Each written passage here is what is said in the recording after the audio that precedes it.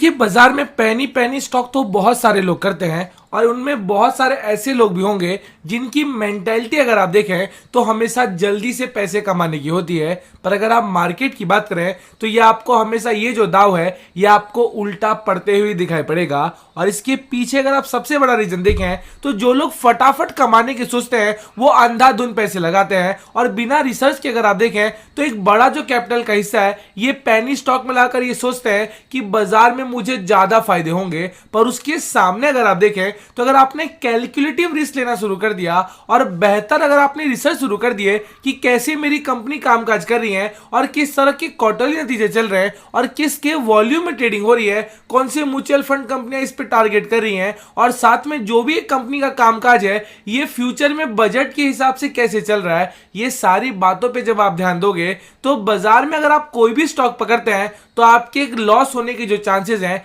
ये आपको न्यूनतम ही नजर आएंगे। और इसके पीछे अगर आप सबसे बड़ा कारण देखें तो ये जो स्ट्रेटेजी है ये आपको खुद की मेहनत से फॉलो करना पड़ेगा और जितना बेहतर आपका मेहनत होगा उतने ही चांसेस बनते हैं कि जो भी स्टॉक आप अपने पोर्टफोलियो के लिए पकड़ेंगे वो आपको बेहतर होते हुए दिखाई पड़ेंगे। और उन्हीं पीरियड में अगर आप देखें तो दो ऐसी कंपनियों की चर्चा करूंगा जिस पर मैंने रिसर्च की है और इसके बाद मैं आपसे कहूंगा कि अगर आपने थोड़ी भी मेहनत कर ली और जो भी एस्पेक्ट मैंने आपको बताया है उस पर अगर आपने ध्यान देना शुरू कर दिया तो मुझे ऐसा लगता है कि ये जो दो स्टॉक है उस पर आप बेहतर रिसर्च कर पाओगे। और ये बातें मैं क्यों कह रहा हूं, इसको बताने के लिए कौन सी कंपनी की हम लोग चर्चा कर रहे हैं ये डिटेल आपके सामने प्रेजेंट करना चाहूंगा। तो पहली कंपनी की जो डिटेल है ये आपके सामने आ गया है और यहाँ पे अगर आप ध्यान दें तो हम लोग ऑरिग्रो इंडिया लिमिटेड की बातें कर रहे हैं। और आपके जानकारी के लिए बता दूं, लास्ट 1 से 2 साल में जो भी कंपनियां आपको बड़े सेक्टर में कामकाज करती हैं उनमें अगर आप देखें तो सबसे ज़्यादा गवर्नमेंट का जो जोर है